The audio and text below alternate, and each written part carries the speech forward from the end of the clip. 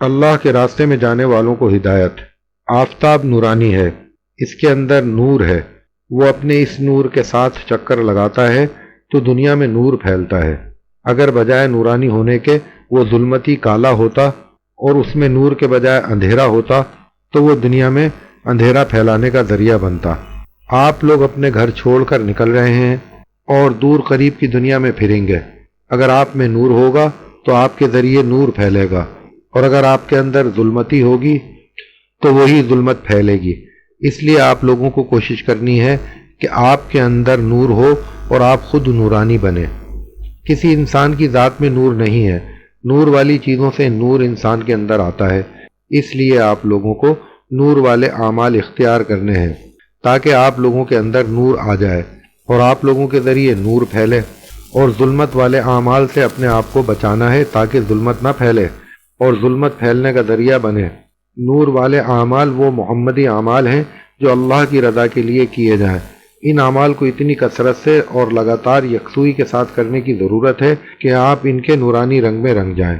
وہ نورانی اعمال یہ ہیں: نمبر 1، اخلاص کے ساتھ ایمان اور یقین حاصل کرنے کی دعوت، جو انبیاء علیہم صلاۃ والسلام کی خاص میراث اور اللہ کی مخلوق کے ساتھ سب سے بڑی خیر خواہی ہے۔ نمبر 2، نماز اور جملہ عبادات جس میں ذکر، دعا اور استغفار سب شامل ہیں۔ نمبر 3، علم میں مشغولیت، خاص کر وہ علم جس میں انسانوں کے اعمال و افعال کے دنیا اور آخرت میں ظاہر ہونے والے نتیجے کو بیان ہو۔ نمبر 4، اچھے اخلاق جو حضور پاک صلی اللہ علیہ وآلہ وسلم کے اخلاق تھے اور جن کی آپ نے تعلیم دی تھی، جس کا خلاصہ اور حاصل یہ ہے کہ اللہ کی رضا کے لیے اس کی مخلوق کی خدمت اور اس کے ساتھ اچھا برتاؤ۔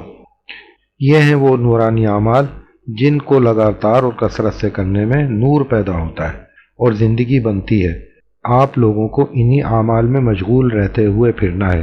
یاد رکھیں، آپ صرف اپنے گھر والوں اور اپنے خاص ماحول کو چھوڑ کر جا رہے ہیں، نفس اور شیطان اور بری عادتوں کو چھوڑ کر نہیں جا رہے ہیں۔ یہ تینوں دشمن ہر قدم پر اور دن رات آپ کے ساتھ رہیں گے۔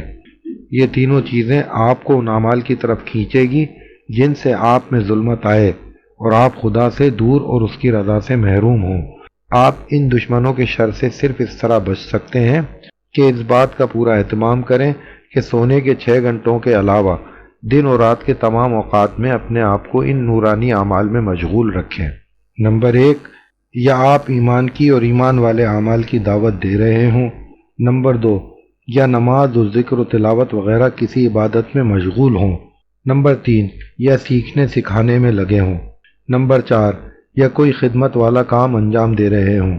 نفس اور شیطان کے شر سے بچنے کی صرف یہی ایک صورت ہے کہ آپ کا وقت ان کاموں میں فارغ اور خالی نہ ہو۔ پھر یہ اعمال بھی نور حاصل کرنے کا ذریعہ اسی صورت میں بنیں گے جبکہ صرف اللہ کی رضا کے لیے اور آخرت کے ثواب پر نگاہ رکھتے ہوئے کیے جائیں۔ اگر خدا نخواستہ نیت خالص نہ رہی تو یہی اعمال جہنم میں کھینچ لے جائیں گے۔ حضرت ابو ہریرہ رضی اللہ تعالی عنہ کی مشہور حدیث ہے کہ رسول پاک صلی اللہ علیہ وآلہ وسلم نے ارشاد فرمایا کہ قیامت میں سب سے پہلے 3 آدمیوں کے بارے میں جہنم کا فیصلہ ہوگا اور جہنم میں سب سے پہلے انہی کو پھونکا جائے گا۔ ان میں ایک وہ عالم دین اور عالم قرآن ہوگا جو عمر بھر قرآن سیکھنے سکھانے میں مشغول رہا۔ دوسرا ایک دولت مند سخی ہوگا جس کو اللہ نے دنیا میں خوب دولت سے نوازا تھا اور وہ اللہ کی دی ہوئی دولت نیکی کے کاموں میں خوب دل کھول کر خرچ کرتا تھا۔ اور تیسرا شخص ایک شہید ہوگا جو جہاد کے میدان میں دشمنوں کی تلوار سے شہید ہوا ہوگا۔ لیکن ان تینوں آدمیوں نے یہ اعمال دنیا میں ناموری، شہرت اور عزت حاصل کرنے کے لیے کیے تھے۔ سوچو تو کس قدر لرزا دینے والی ہے یہ حدیث۔ حضرت ابو ہریرہ رضی اللہ تعالی عنہ اس حدیث کو روایت فرماتے تو کبھی کبھی مارے خوف سے ان کی چیخ نکل جاتی اور ان پر بے ہوشی کا دورہ پڑ جاتا تھا۔ اور ایک دفعہ جب تابعین نے یہ حدیث حضرت ابو ہریرہ رضی اللہ تعالی عنہ سے سن کر حضرت امیر معاویہ رضی اللہ تعالی عنہ کے سامنے نقل کی تو حضرت امیر معاویہ رضی اللہ تعالی عنہ اتنا روئے کہ لوگوں کو ان کی جان کا خطرہ ہو گیا۔ بہت دیر کے بعد ان کی حالت ٹھیک ہوئی۔ بہرحال نورانی اعمال نور پیدا کرنے کا ذریعہ اسی صورت میں ہو سکتا ہے جبکہ وہ خالص اللہ کی رضا کے لیے اور آخرت کے لیے کیے جائیں۔ اس لیے آپ کو ایک طرف تو اپنا تمام وقت انہی اعمال میں مشغول رکھنے میں اور دوسری طرف اس کا بھی اہتمام کرنا ہے کہ نیت صحیح رہے۔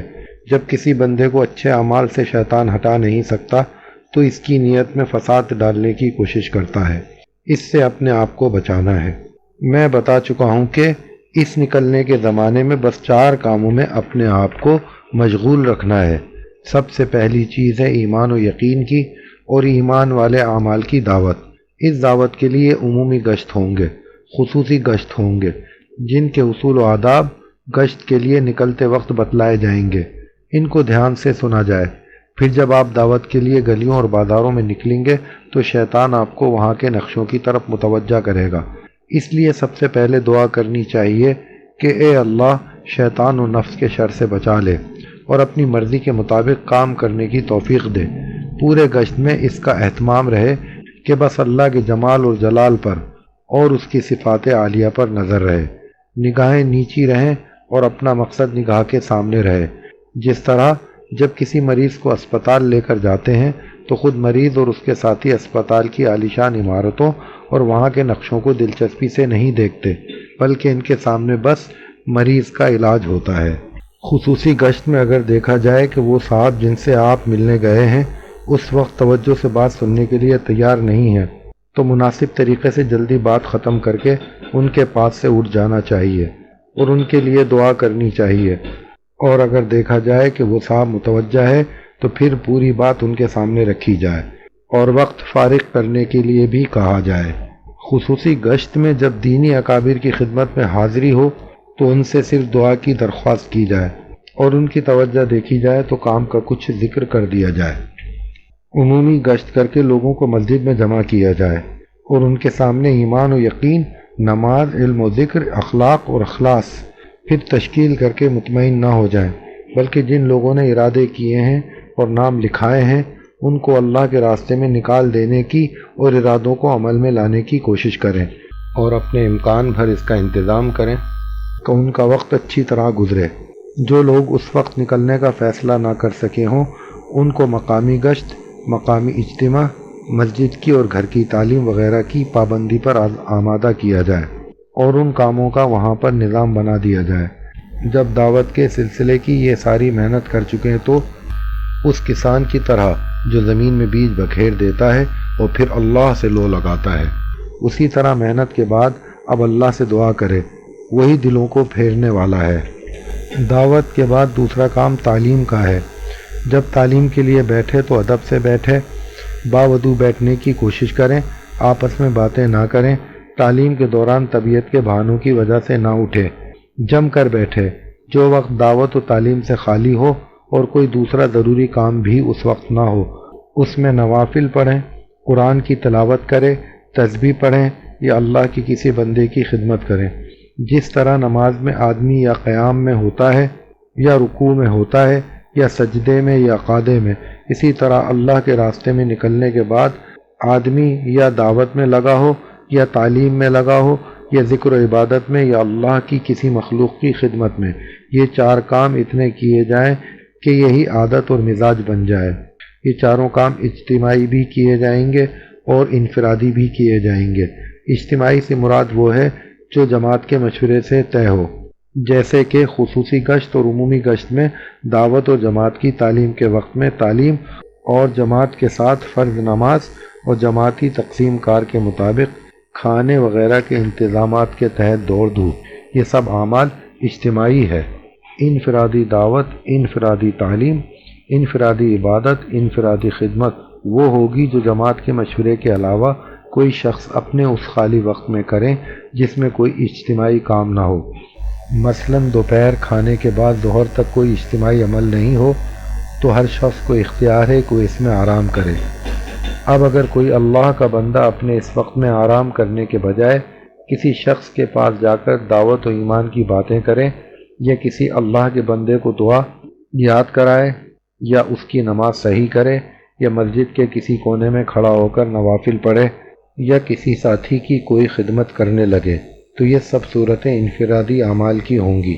بہرحال اللہ کے راستے میں نکلنے کے زمانے میں یہ 4 کام اصل مقصد کے طور پر کیے جائیں اور حاجت بشری کے علاوہ اپنے سارے وقت کو انہی کاموں میں مشغول رکھا جائے، تب ان کے ذریعے زندگی میں نور آئے گا اور پھر انشاءاللہ وہ نور فائدہ مند ہوگا اور پھیلے گا۔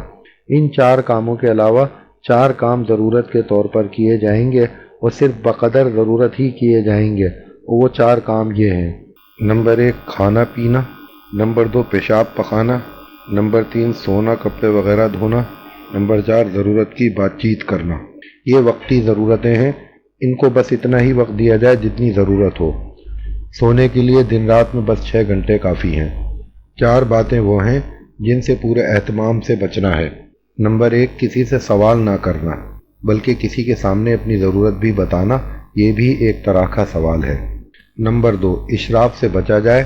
اشراف یہ ہے کہ زبان سے تو سوال نہ کریں، لیکن دل میں کسی بندے سے کچھ حاصل ہونے کا امید ہو، گویا بجائے زبان کے دل میں سوال ہو۔ نمبر 3 اسراف سے بھی بچا جائے۔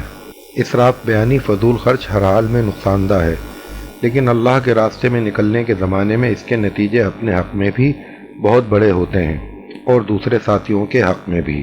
نمبر 4 بغیر اجازت کسی ساتھی کی بھی کوئی چیز استعمال نہ کرے۔ بعض اوقات دوسرے آدمی کو اس سے بڑی تکلیف پہنچاتی ہے اور شریعت میں یہ بالکل حرام ہے۔ ہاں اجازت لے کر استعمال کرنے میں کوئی حرج نہیں ہے، بس یہ ضروری باتیں جن کی پابندی اس راستے میں نکلنے والے کے لیے ضروری ہے، آپ لوگوں کو 24 گھنٹے ان پابندیوں کے ساتھ گزارنے چاہیے۔ ان اعمال کی پوری پابندی کرتے ہوئے آپ اللہ کی زمین میں اور اللہ کی مخلوق میں پھریں اور اپنے لیے اور پوری امت کے لیے اور عام انسانوں کے لیے اللہ سے ہدایت مانگیں۔ بس یہی آپ کا عمل اور آپ کا وظیفہ ہوگا۔ اگر آپ نے ایسا کیا تو اللہ پاک ہرگز آپ کو محروم نہیں رکھے گا۔